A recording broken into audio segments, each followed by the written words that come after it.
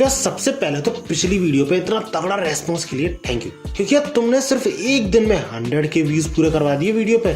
और उसी वीडियो की कंटिन्यूएशन में आज हम इस वीडियो में बात करने वाले हैं कि कैसे तांजीरो जो कि मरने की हालत में वो बच पाएगा और कैसे मुजान जो कि सारे हशियास पे भारी पड़ रहा है वो मरेगा। And let me tell you, इस वीडियो के एंड में एक ऐसा ट्विस्ट आएगा कि तुम्हारी आंखें बाहर निकल आएंगी। So if you are interested keep watching.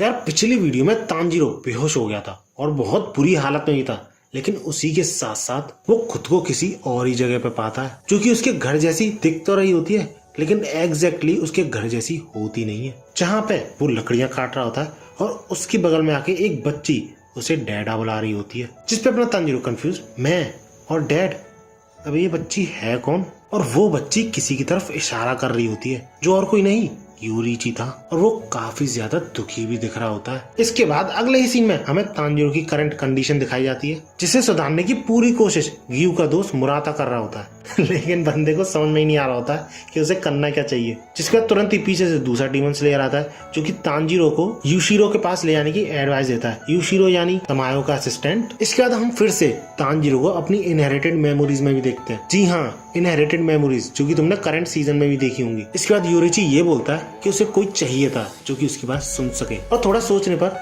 उसके सामने तांजीरो के एंसेस्टर का चेहरा सामने आता है। इस पर तांजीरो यही सोच रहा होता है कि शायद उसे 13th फॉर्म के बारे में पता चल जाए, क्योंकि जो रेनगोकू के भाई ने लेटर भेजा था तांजीरो को, जिसकी की बात मैंने इस वीडियो में की थी, उसमें सन ब्रीदिंग के फॉर्म्स के बारे में कुछ इन्फॉर्मेशन थी, लेकिन उसमें 13th फॉर्म के बारे में कुछ नहीं बताया था। तो वो यही सोच रहा होता है कि शायद उसे अब उसके बारे में पता चल जाए। लेकिन तभी अचानक से तांजीरो ये बोल पड़ता है कि 2 साल हो गए, मुझे खुशी है कि तुम अच्छा कर रहे हो। जिसमें तांजीरो जो कि अपनी एंसेस्टर की मेमोरीज में था वो शॉक्ड, क्योंकि वो बोलना ही नहीं चाहता था, ये अपने आप ही बोल पड़ा, क्योंकि ऑफ कोर्स ये मेमोरीज है, जिस वजह से तुम एक तरीके से इस चीज को रिकॉर्डेड वर्जन समझ सकते हो पास्ट का। और इस बात से यूरिची भी काफी खुश होता है कि जिस फैमिली को उसने डीमन से बचाया था वो अपनी जिंदगी खुशी खुशी बिता रही है। और इसके बाद यूरिची जो यार अपनी बैक स्टोरी सुनाता है। सही में पहली बार जब मैंने ये स्टोरी पूरी सुनी थी ना, इमोशनल हो गया था काफी ज्यादा, एंड आई एम श्योर तुम भी हुए होगे। लेकिन यार यूरिची, कोकोशिबो और मुजान की स्टोरी काफी ज्यादा कनेक्टेड है, तो मैं इन तीनों की स्टोरी को सिर्फ एक वीडियो में जो कि फ्यूचर में मैं लाने वाला हूँ उसमें कवर करूंगा। तो अगर इंटरेस्टेड हो तो सब्सक्राइब करके जरूर रखना चैनल को।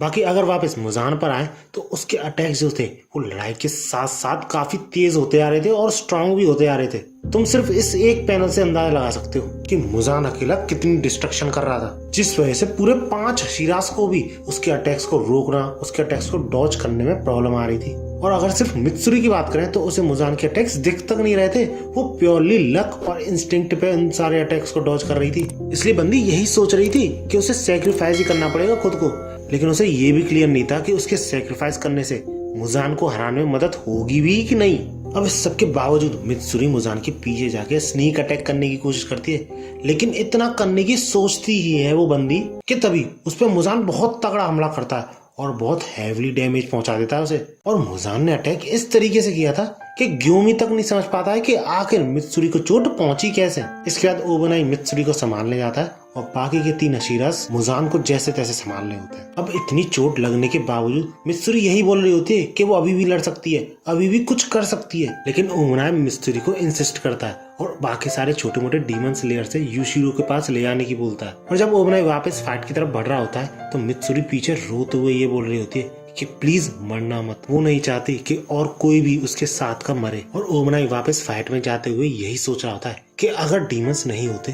तो कितने लोग जिंदा होते, और अगर ये डीमंस नहीं होते तो क्या वो और मित्सुरी किसी और ही तरीके से मिलते। और इसी दौरान हम पहली बार ओबनाई की वो पट्टी उतरते हुए देखते हैं चेहरे की, जो कि उसके मुंह पे बहुत बड़े स्कार को छुपाती थी। और इसी के बाद हमें ओबनाई की बैक स्टोरी दिखाई जाती, जिसे हम कभी किसी और वीडियो में कवर करेंगे। बस इतना बता दूं, ओबनाई मुजान को किसी भी कीमत पे हराना चाहता था, फिर उसकी जान ही क्यों ना चली जाए, क्योंकि वो अपने करप्टेड ब्लड को प्योर करना चाहता था। इसके बाद हम देखते हैं काफी सारे डीमन स्लेयर के जो सर्वेंट्स टाइप थे, जिनको की एक कैट मिलती है जो मलबे के नीचे दबी हुई होती है, फंसी हुई होती है, लेकिन उसको जब वो निकालते हैं वो तुरंत ही दौड़ना शुरू कर देती है। And let me tell you, इस कैट की काफी ज्यादा इंपॉर्टेंस है मुजान को हराने में, क्योंकि ये तमायो की कैट है। इसके बाद हमें वापस मुजान दिखाया था जो कि ओबनाई की टेक्निक्स को देख के काफी ज्यादा इम्प्रेस्ड रहता है क्योंकि उन सारे डीमन स्लेयर्स में से ओबनाई था जो कि मुजान की रीजनरेशन में काफी ज्यादा हिंड्रेंस पैदा कर रहा था। बट ऐसा करके वो जो टाइम बचा रहा था वो काफी छोटा था, मतलब पलक झपकाने जितना टाइम। और इसके बाद हम वापस मुजान का वही अटैक देखते हैं जिसने कि मित्सुरी को डैमेज पहुंचाया था और ऑलमोस्ट उसे मार ही दिया था, जिससे बचने में ओबनाई को काफी ज्यादा प्रॉब्लम आ रही थी क्योंकि उस तरीके के सक्शन से बचने में ओबनाई का काफी ज्यादा स्टेमिना यूज हो रहा था और बंदे को समझ नहीं आ रहा होता है कि वो करे क्या, क्योंकि एक एक सेकंड जो वो सनराइज के लिए बचा रहे हैं उसके लिए उन्हें अपनी जान की बाजी लगानी पड़ रही है। और इसी दौरान मुजान के एक अटैक से ग्यू के हाथ से उसकी तलवार छूट जाती है क्योंकि ग्यू की ग्रिप भी बहुत कमजोर हो रही थी, ऑल बिकॉज ऑफ मुजान्स पॉइजन यानी ब्लड। लेकिन ओबनाई और ग्यूमी तुरंत ही अपने अटैक के थ्रू ग्यू की तलवार वापस कर देते हैं, जिसके रिएक्शन में ग्यू के मुंह पे तुम थैंक यू वाला एक्सप्रेशन देख सकते हो। और इसी तरह वो लड़ाई बढ़ती जा रही होती है, सीरियसली रुकने का नाम नहीं ले रहा होता है मुजान। बट सारे प्लेयर्स यानी हशिराज अपना पूरा जोर लगा रहे होते हैं मुजान को अटकाए रखने में, और ये चीज मुजान भी महसूस कर सकता था क्योंकि उसकी सोच से कई गुना ज्यादा उन हशिराज ने इतनी देर उसे रोक कर रखा है। लेकिन इसके ऊपर भी मुजान काफी रिलैक्स था क्योंकि अभी भी सनराइज में 40 मिनट से ज्यादा बाकी है और मुजान के अकॉर्डिंग उन सारे हशिराज को ब्रेक होने में यानी उनके सेल्स ब्रेक होने में 5 मिनट से भी ज्यादा नहीं लगेंगे। और सही में उन सबों पे बहुत पिटी महसूस कर रहा होता है, यानी अफसोस कर रहा होता है कि क्या हुआ तुम्हारा इतना स्ट्रगल करके, इतना सब कुछ करने के बावजूद भी तुम सब मरोगे। और यही एग्जैक्टली सेम चीज वो हशिराज भी रियलाइज कर चुके थे कि वो सनराइज होने तक नहीं टिक पाएंगे। और ओबनाई की हालत तो सबसे ज्यादा खराब थी क्योंकि वो सबसे ज्यादा हाइट में छोटा था, तो पॉइजन भी जल्दी सर्कुलेट हो रहा था उसकी बॉडी में। लेकिन एंड मोमेंट पे वही बिल्ली जो कि डीमन स्लेयर्स की हेल्प से उस मलबे के नीचे से भाग निकली थी, वो एकदम हीरो जैसी एंट्री लेती है, जो चीज मुजान को भी चौंका देती है। अब उस बिल्ली के पीठ पर जो बैग था उसमें से 4 कैप्सूल लॉन्च होते हैं और चारों हशिराज पे लग जाते हैं। इसके बाद मुजान तुरंत ही बिना कुछ सोचे समझे उस बिल्ली को मार देता है। लेकिन भैया तब तक बहुत देर हो चुकी थी क्योंकि उस बिल्ली ने लिटरली चारों हशिराज को बचाया था उनके पॉइजन को टेम्परेरी स्टॉप करके। और ऐसा करने से सीरियसली उन सारे हशिराज की जान में जान आ जाती है और वो फिर से अपने फुल पोटेंशियल के साथ लड़ पाते हैं। और ये सब होता देख मुजान तुरंत ही ये रियलाइज कर लेता है, तुरंत ही समझ जाता है कि ये और किसी का नहीं, उसी औरत यानी तमायो का काम है जो कि मरने के बावजूद मुजान को अपनी प्लानिंग के थ्रू रोक रही है, हिंड्रेंस पैदा कर रही है। और ये तो कुछ भी नहीं है, ये औरत सही में एक ऐसा तीर छोड़ेगी मुजान पे कि मुजान के होश पर कच्चे उड़ जाएंगे। लेकिन फिलहाल तमायो की उस कैट की वजह से ये जो भी कुछ हुआ, इस चीज से मुजान काफी ज्यादा गुस्सा होता है और अपने अटैक्स जो कि वो आराम से कर रहा था उन हशिराज पे और भी ज्यादा तेज कर देता है। और ऐसे मुजान के अटैक्स से उन हशिराज के लिए कम्प्लीटली बचना इम्पॉसिबल सा हो जाता है। इसके बाद हमें ओबनाई दिखाया जाता है जो कि काफी ज्यादा निराश होता है ऐसी सिचुएशन में भी, क्योंकि वो यही सोच रहा होता है कि इस बैटल में उसने सबसे कम योगदान दिया है, क्योंकि यार मित्सुरी और उसे छोड़ के बाकी सारे हशिराज ने अपर मून का सामना किया था जो कि काफी ज्यादा डेडली थे।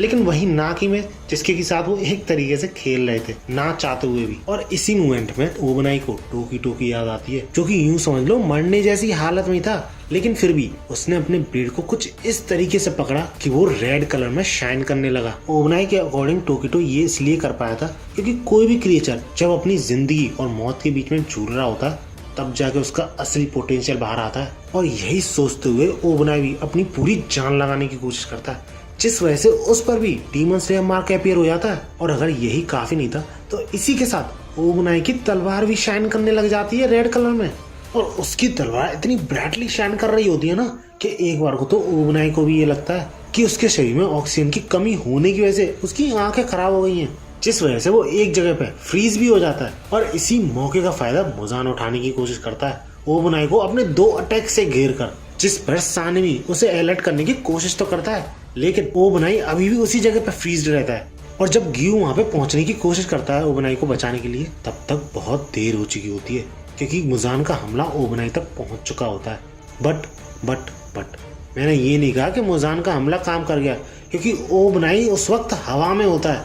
और ये चीज देख के ग्यू काफी ज्यादा शॉक हो जाता है और साथ ही साथ मुजान भी। लेकिन उसी के बाद मुजान का एक हाथ अलग होकर गिरने लगता है, जिसपे मुजान कम्प्लीटली शॉक्ड कि भैया ये कैसे हुआ। और वो हशिराज से लड़ते लड़ते यही सोच रहा होता है कि आयरन बॉल वाला तो ये नहीं था, सानिमी यानी इस बंदे की तलवार ऐसे काटती नहीं है, और गियू यानी ये बंदा सिर्फ सपोर्ट कर रहा है, और ये बंदा भले ही थोड़ा डिफरेंट है पहले से, इसका ब्लेड भी शाइन कर रहा है, लेकिन इसकी तलवार मुझ तक पहुंच ही नहीं सकती। और यही चीजें सोचते समय मुजान का दूसरा हाथ भी अलग होने लगता है, और जब वो उस इफेक्टेड पार्ट पर गौर करता है तो वो ये देखता है कि इस तरीके का कट किसी शार्प ब्लेड से तो नहीं आ सकता, किसी घिसे हुए ब्लेड से ही आ सकता है। और तुरंत ही मुजान समझ जाता है कि वो यहाँ आ चुके हैं। भले ही वो उन्हें देख नहीं सकता, लेकिन वो लोग यही हैं। For those who don't know, ये सब वो कर पा रहे थे तमायो की टेक्निक की वजह से, और ये चीज भी मुजान जानता था, लेकिन उसे तमायो की इस टेक्निक की कमजोरी भी पता थी, क्योंकि जब तक कोई बंदा मूव करेगा तो उसकी प्रेजेंस को वो पूरी तरह गायब नहीं कर सकता। और इसी चीज के थ्रू वो ये भी अंदाजा लगा लेता है कि ये एक नहीं, दो नहीं, पूरे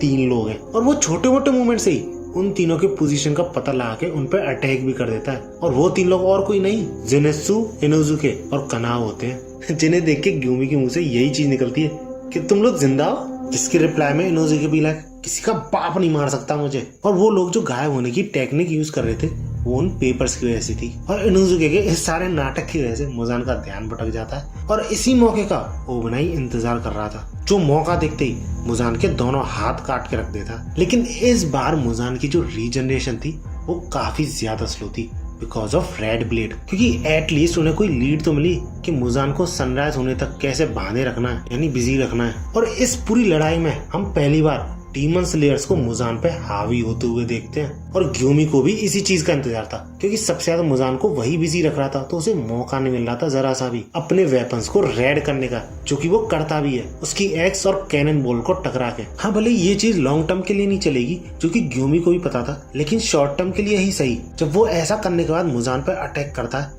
तो सही में उसका अटैक इफेक्टिव निकलता है, जिसके बाद मुजान के एक्सप्रेशन देख के ही तुम समझ सकते हो कि मुजान कितना ज्यादा पिस्ड ऑफ हो चुका था इस सबसे। और ऐसा ही कुछ तरीका गियू और सानिमी भी अपनाते हैं, एक दूसरे की तलवार टकरा के।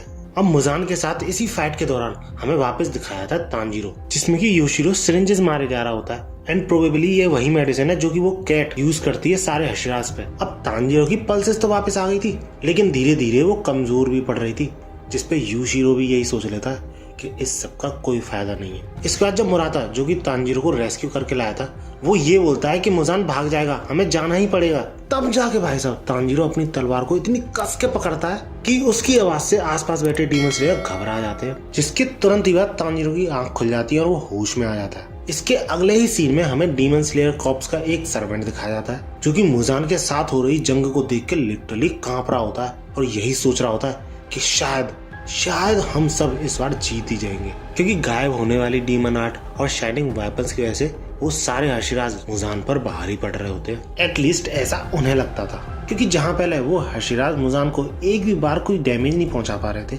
वहीं अब मुजान के लिम्स को काटना उनके लिए काफी ज्यादा आसान हो गया था। और जब ग्यूमी फिर से कंसंट्रेट करके सी थ्रू वर्ल्ड को यूज करता है तो वो शॉक हो जाता है ये देख के कि मुजान के पास कई सारे ब्रेन्स और कई सारे हार्ट्स हैं, और यही अगर काफी नहीं था तो वो सारे हार्ट्स और ब्रेन्स एक जगह पे स्टेबल नहीं रहते, पूरी बॉडी में मूव करते रहते हैं। और तब जाके ग्यूमी को समझ में आता है कि क्यों मुजान का सिर अलग करने से भी उसे कोई फर्क नहीं पड़ता। बट स्टिल ग्यूमी को ये विश्वास था कि अगर बाकी सारे स्लेयर्स भी मेरी तरह सी थ्रू वर्ल्ड को देख पाए और सारी 12 प्लेसेस पे एक साथ हम सब हमला करें तो कुछ बात बन सकती है। दैट्स व्हाई वो सबसे मुजान की बॉडी पे फोकस करने की बोलता है, और ऐसा करने पर ओबनाई भी सी थ्रू वर्ल्ड को एक्सपीरियंस कर पाता है, यानी मुजान की बॉडी को ट्रांसपेरेंटली देख पाता है। अब पता नहीं इसके तुरंत ही बाद मुजान कौन सा अटैक करता है जिससे कि ग्राउंड बहुत तेज शेक होने लग जाता है और बहुत तगड़ी साउंड भी प्रोड्यूस होती है, जिस चीज से डीमन स्लेयर का जो सर्वेंट वहां पे खड़ा था वो घबरा जाता है कि ये क्या था। और थोड़ा इधर उधर देखने पर वो ये पाता है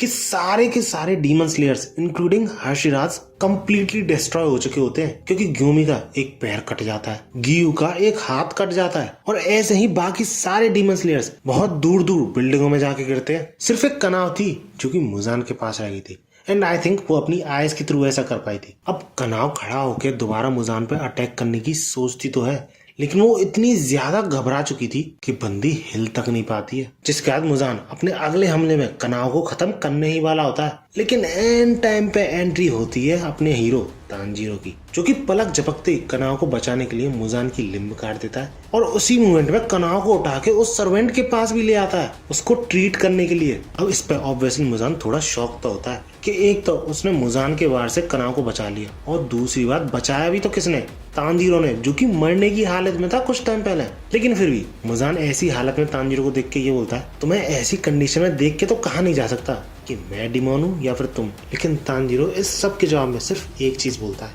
लेट्स फिनिश दिस मुजान। अब तानजीरो जो इतनी देर से इनहेरिटेड मेमोरीज में था, उसमें तानजीरो ने योरीची के थ्रू परफॉर्म करी गई सारी 12 फॉर्म्स को देखा था और जिनके थ्रू से यही पता चल गया था कि कौन से मूवमेंट्स उसके बेकार हैं। एंड दैट्स व्हाई वो अब सारी 12 फॉर्म्स को बड़ी ही एक्यूरेसी के साथ कर सकता था। और इतना ही नहीं, उन सारी 12 फॉर्म्स को देखने के बाद और मुजान की बॉडी को ढंग से ऑब्जर्व करने के बाद वो इस कंक्लूजन पे निकलता है कि 13th फॉर्म और कुछ नहीं, उन सारी 12 फॉर्म्स को रिपीटेटिवली परफॉर्म करने पर निकलती है। अब भले ही तानजीरो को ये पता चल गया हो, लेकिन वो ऐसा कर पाएगा कि नहीं, इस चीज पे वो श्योर नहीं था, क्योंकि ना तो वो योरीची या फिर उसके डैड की तरह टैलेंटेड था और ना वो इस चीज पे श्योर था कि मुजान पहले की तरह भागेगा तो वो उसे रोक पाएगा कि नहीं। क्योंकि यार जब मुजान योरीची के हाथों से भाग निकला तो ऐसी कंडीशन में भला कौन ही रोक पाएगा उसे। बट स्टिल तानजीरो तैयार होता है और मुजान के साथ उसकी बैटल शुरू हो जाती है। और भाई साहब जैसे जैसे तानजीरो अपनी फॉर्म्स को परफॉर्म करने के लिए अपनी स्वॉर्ड को स्विंग कर रहा होता है, उसी के दौरान मुजान को उसमें योरीची की झलक दिख रही होती है।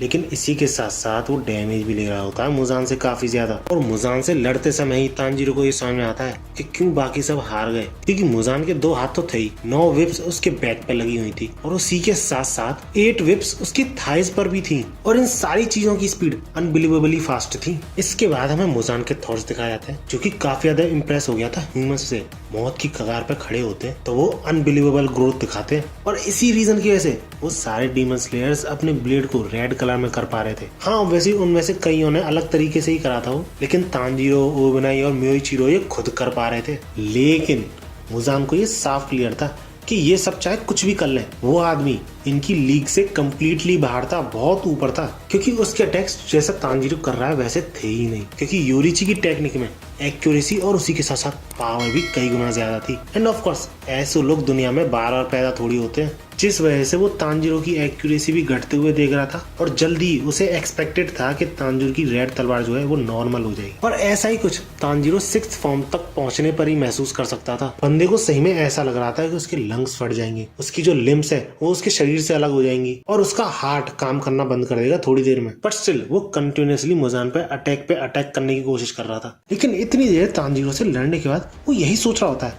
कि मैं इस बंदे को खत्म क्यों नहीं कर पा रहा हूँ, एक ऐसा बंदा जो कि थकान से समझ लो मरने ही वाला है। और थोड़ी देर बाद वो ये रियलाइज करता है कि तानजीरो तो स्लो होता ही जा रहा है उसके थकान की वजह से, लेकिन उसी के साथ साथ वो भी स्लो होता जा रहा है। तभी तो तानजीरो उसे इतनी देर तक संभाल पाया।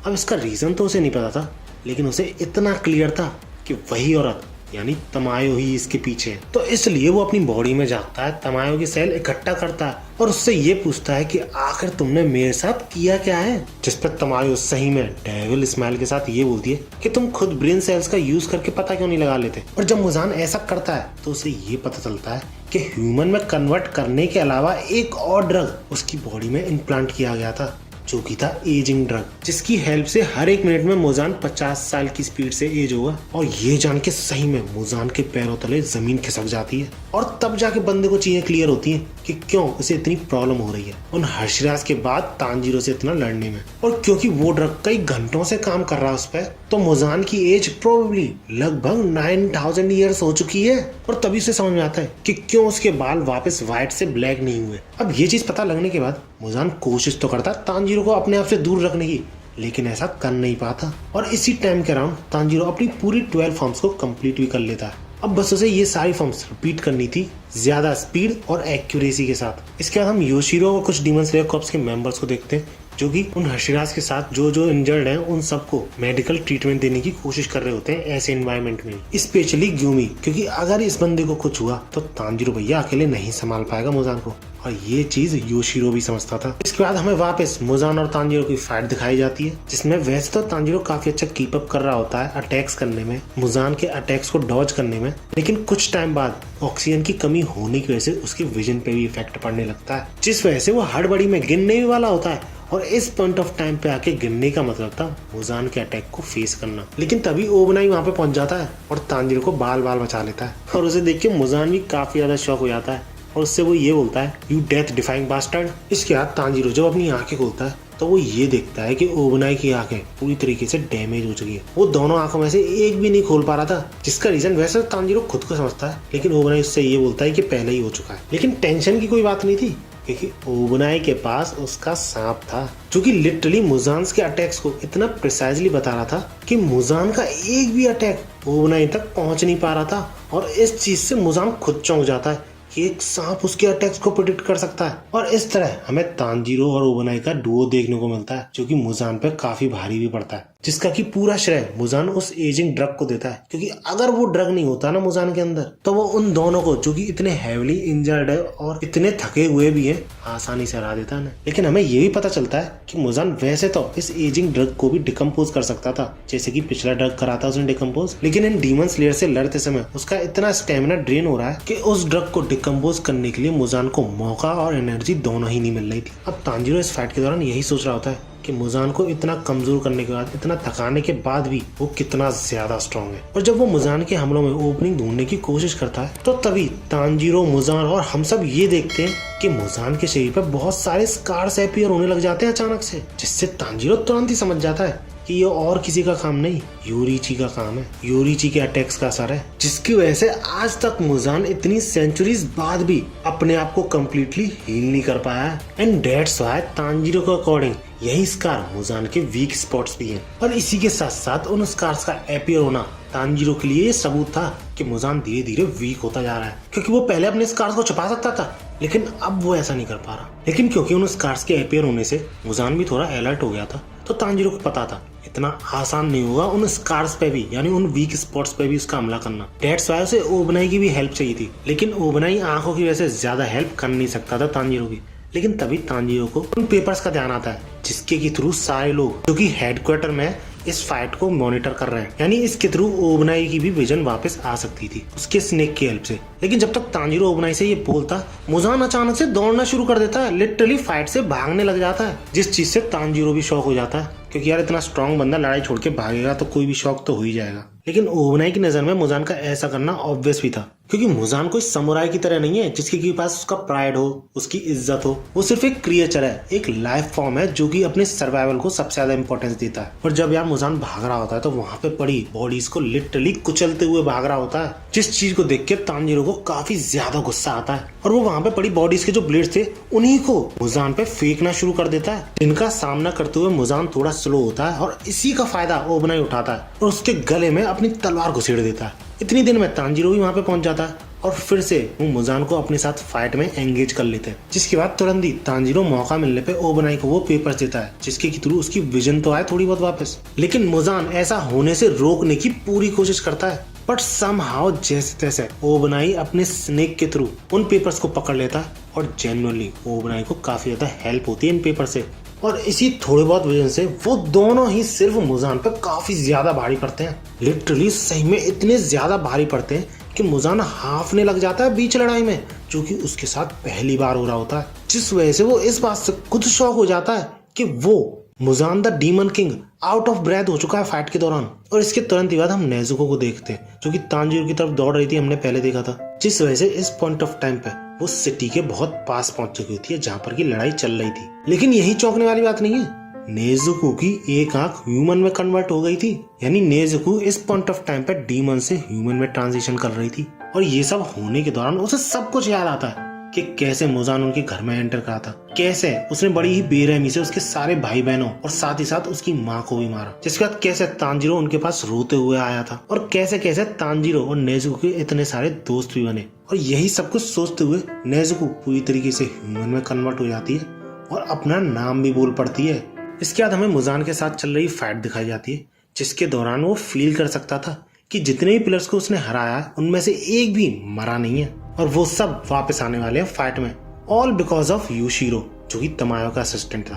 अब ये सारे सर्कमस्टेंसेस देखने के बाद मुजान को और कोई रास्ता नहीं दिखता और वो खुद की बॉडी को फुलाने लग जाता है, जो देख के तांजीरो समझ जाता है कि वे फिर से अपनी बॉडी के कई हिस्से करने वाला है भागने के लिए, और इसी चीज के लिए वो ओबनाई को भी अलर्ट करता है। बट स्टिल उसे अभी भी ये डाउट था कि वो दोनों मिलके भी मुजान जब स्प्लिट होगा उसे रोक भी पाएंगे। लेकिन सरप्राइजिंगली मुजान चाहते हुए भी स्प्लिट नहीं हो पाता है। जिस चीज से तांजीरो तो शॉक होता ही है, उससे भी कई गुना ज्यादा मुजान शॉक हो जाता है, जिसके तुरंत ही बाद बिना कुछ सोचे समझे मुजान को ये तुरंत ही रियलाइज हो जाता है ये भी उसी औरत का काम है। उसने 2 नहीं 3 ड्रग इम्प्लांट किए थे उसमें, जिनमें से एक उसे स्प्लिट होने से रोक रहा है। लेकिन यार तमायो इससे भी एक कदम आगे थी। लिटरली मैं तुमसे कहा था ना, इसको तुम हल्के में मत लो अपने पिछले पार्ट में, क्योंकि इस औरत ने 3 नहीं 4 ड्रग इम्प्लांट किए थे, जिनमें से 3 के बारे में तो तुम्हें पता चल ही गया। चौथा ड्रग मुजान के जो वीक पॉइंट्स थे उनको और भी ज्यादा कमजोर कर रहा था, वहां के सेल्स को डिस्ट्रॉय करके, और इसी रीजन की वजह से मुजान खून की उल्टियां दे जाता है। क्योंकि तमायो भले ही मर गई हो,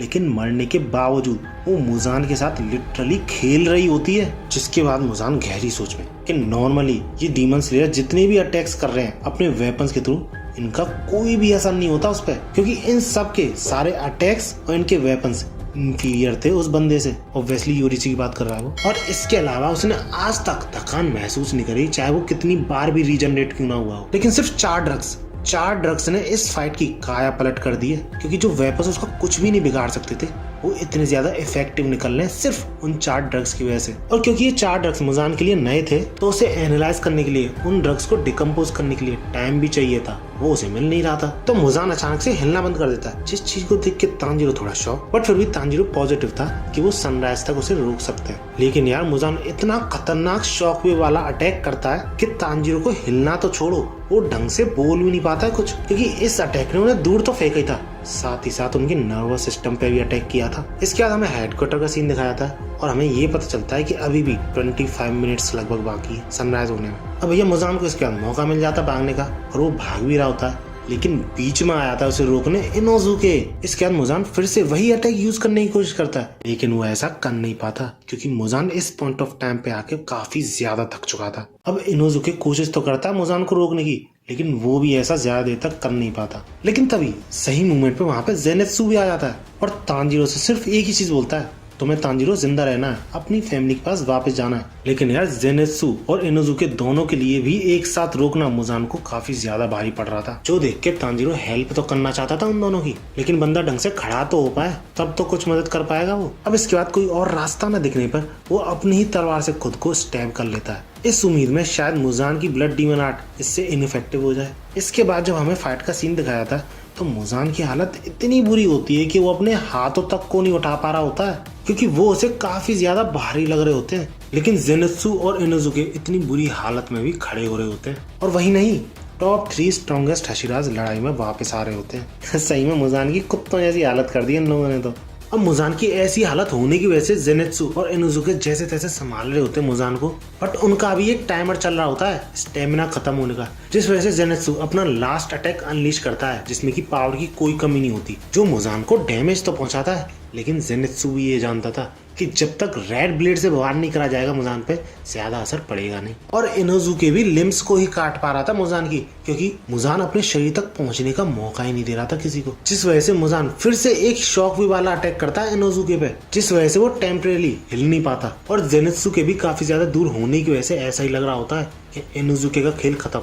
लेकिन तभी एंट्री होती है तांजीरो की, और वो फाइट में इन्वॉल्व होते ही फिर से सन ब्रीदिंग की सारी फॉर्म्स रिपीट करना शुरू कर देता है। और मुजान का शॉकवेव वाला अटैक देखने के बाद तांजीरो इतना तो समझ जाता है कि वो अटैक मुजान बार बार नहीं कर सकता, क्योंकि हर एक ऐसे अटैक के बाद मुजान को एनर्जी स्टोर करनी पड़ती है, और साथ ही साथ उस अटैक के बाद मुजान के जो विप्स हैं, आर्म्स हैं, वो स्लो भी हो जाते हैं। मतलब मुजान के लिए भी ये अटैक 2 धारी तलवार जैसा था, क्योंकि इस अटैक से उसका एनर्जी और स्टेमिना काफी तेजी से कम हो रहा था। और कुछ ही टाइम बाद जेनेत्सु भी उस लड़ाई में एंगेज हो जाता है, और इस तरह हमें डीमन स्लेयर के मेन ट्रायो का एक्शन सीन देखने को मिलता है। अब ऐसा नहीं है वो तीनों एक साथ लड़ रहे थे मुजान से, एक बंदे को अगर नॉकआउट कर देता था मुजान तो दूसरा बंदा उसकी जगह ले लेता था, और ऐसा करके बारी बारी से वो तीनों मुजान को पछाड़े जा रहे होते हैं। और सही में इस सीन को देख के पता चलता है कि कितना डिफरेंस आ चुका है इन तीनों की पर्सनैलिटी और इन तीनों की अटैकिंग पावर में। इसी फाइट के दौरान तानजीरो मुजान को कॉर्नर कर देता है दीवार में मार के, लेकिन ऐसा करने पर तानजीरो की तलवार भी मुजान में अटक जाती है, जिस वजह से वो मुजान के अटैक से भी नहीं बच सकता था। लेकिन उसकी मदद करने सबसे पहले पहुंचती है मित्सुरी, जो कि मुजान का हाथ पकड़ के लिटरली अलग कर देती है।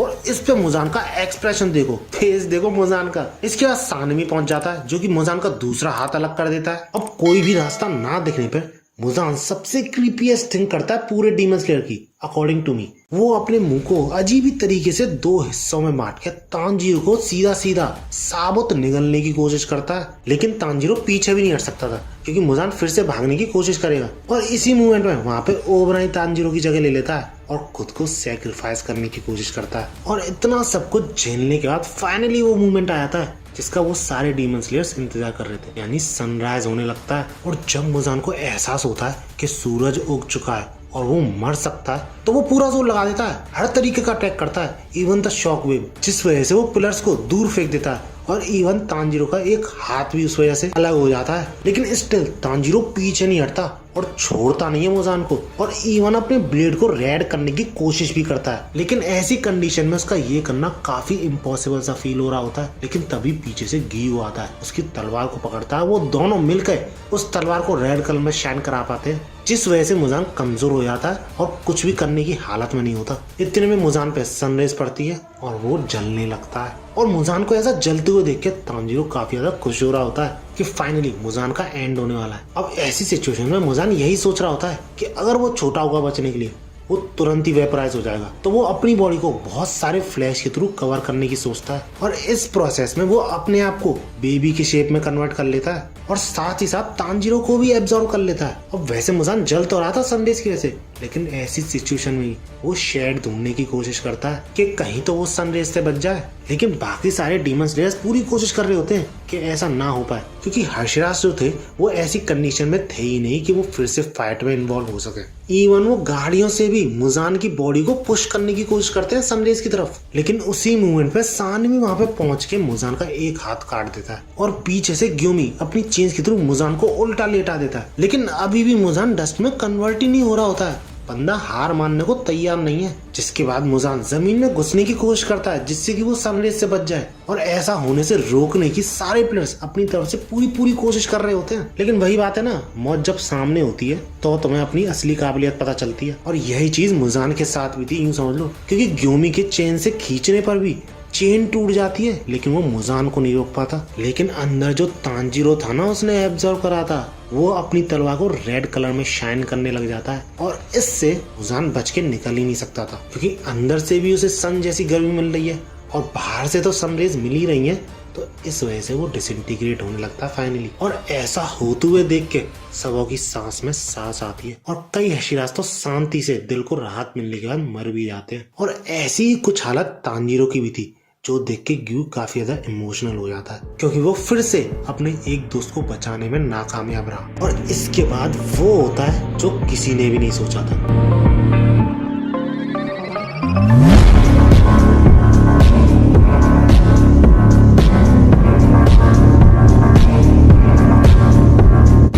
लेकिन वो अपनी सारी पावर, सारे इमोशंस तानजीरो को सक्सीड कर देता है, और ऐसा होने पर तुरंत ही तानजीरो का जो हाथ गायब हो चुका था उसे वो रीजनरेट कर लेता है एक झटके में, और तुरंत ही एक डीमन स्लेयर पर अटैक भी करता है, लेकिन गियू से बचा लेता है। और जब तानजीरो की तरफ सारे लोग ध्यान से देखते हैं तो वो ये पाते हैं कि तानजीरो एक डीमन बन चुका है, और छोटा मोटा डीमन नहीं, डीमन किंग। क्योंकि जब तानजीरो पे सनरेज पड़ती है तो उसका भी इफेक्ट थोड़ी देर में उस पर काम करना बंद कर देता है, और इस चीज से गियू भी शॉक हो जाता है, क्योंकि सनरेज के अलावा और कोई तरीका ही नहीं था तानजीरो को हराने का। अब गियू के बाद इनोजुके भी आता है, जो कि तानजीरो को रोकने की भी कोशिश करता है, लेकिन बंदा भाई अटैक कैसे करे, क्योंकि तानजीरो उसका पहला दोस्त था। लेकिन तानजीरो जो होश खो चुका था बिल्कुल भी नहीं झिझकता इनोजुके पे वार करने में। लेकिन तभी नेजुको इनोजुके के सामने आके तानजीरो को गले लगा लेती है और ये सब रोकने की बोलती है। लेकिन हम ये देखते हैं कि नेजुको का खून तानजीरो के मुंह लग चुका था, और सही में तानजीरो अनकंट्रोलेबल होता जा रहा था, किसी से कंट्रोल नहीं हो रहा था। और नेजुको के इतना बोलने पर भी कोई फर्क नहीं पड़ रहा था। और यही काफी नहीं था तो शॉकिंगली तांजीरो वो सारे अटैक्स यूज कर सकता था जो कि मुजान कर रहा था, यानी अपनी पीठ से विप्स निकालना और वो शॉकवेव वाला अटैक था वो करना। और इसी बीच तांजीरो एक ऐसा अटैक भी करता है जो कि मुजान को करते हुए भी नहीं देखा था हमने। एक तरीके की सोनिक बीम सी बनाता है और उसे डीमन स्लेयर्स पर रिलीज कर देता है, लेकिन बीच में नेजुको अपना हाथ ले आती है और उस बीम को थोड़ा बहुत डिफ्लेक्ट कर देती है। अब इतना सब होने के बाद तांजीरो बाकी सारे डीमन स्लेयर्स पे तो अटैक कर रहा होता है, लेकिन नेजुको जो कि उसके इतना क्लोज थी उसे कोई हार्म नहीं पहुंचा रहा होता है। अब तांजीरो नेजुको को खत्म करके उसे खा नहीं रहा है, यही चीज गियू भी नोटिस करता है और वो समझ जाता है कि तांजीरो भी अंदर फाइट कर रहा है ये सबसे। और गियू के पास कोई और चारा भी नहीं था, क्योंकि तांजीरो अगर होश में नहीं भी आया तो वो रोकेगा कैसे, सनलाइट का भी असर नहीं हो रहा तांजीरो पे।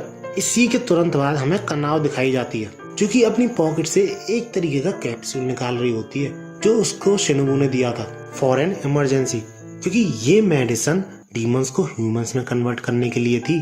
और तभी कनाव समझ जाती है कि उसे अपनी दूसरी आंख का कैसे यूज करना है। जिसके बाद जब वो तांजीरो की तरफ दौड़ते हुए जाती है तो तांजीरो उस पर अटैक तो करता है, उसे डैमेज भी पहुंचता है काफी ज्यादा, लेकिन साथ ही साथ वो मेडिसिन को इंजेक्ट भी कर देती है। इसके बाद मुजान की जो कॉन्शियसनेस थी वो रोकने की कोशिश तो करती है तांजीरो को, लेकिन कनाव की मेडिसिन और जो नेजुको का ब्लड जो चखा था उसने, वो ब्लड आम ब्लड नहीं था, वो ब्लड डीमन से ह्यूमन में कन्वर्ट हो चुका है। और इसी रीजन की वजह से तांजीरो फाइनली मुजान के इतने रोकने के बावजूद अपना होश संभालता है और इस तरह फाइनली मुजान का एंड होता है। That's it। वीडियो अच्छी लगी तो लाइक जरूर करना, क्योंकि यार काफी ज्यादा मेहनत लग गई इस वीडियो में, मेरी एक्सपेक्टेशन से भी ज्यादा। और ऐसी ही वीडियोस के लिए मेरे चैनल को सब्सक्राइब जरूर करना। और इस वीडियो का टारगेट रखते हैं 8K लाइक्स। मुझे पता है बहुत बड़ा टारगेट है, लेकिन यार इतनी बड़ी वीडियो भी मैंने आज तक बनाई नहीं है, तो इतना तो एक्सपेक्ट कर ही सकता हूँ मैं। मिलते हैं अगली वीडियो में और भागो।